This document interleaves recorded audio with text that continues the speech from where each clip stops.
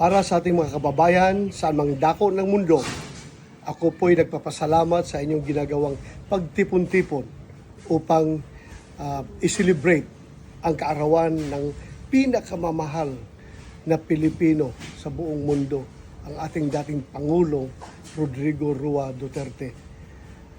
Sana po huwag tayong huminto na mag-ingay at magpalabas ng ating saloobin upang maibalik ang ating Pangulo sa ating bansa.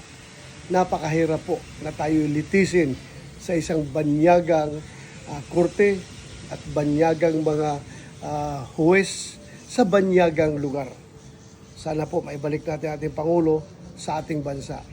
Again, from the bottom of my heart, I would like to thank all of you for celebrating the birthday of our dearly beloved, the most loved President of the Republic of the Philippines in the history, President Rodrigo Roa Duterte.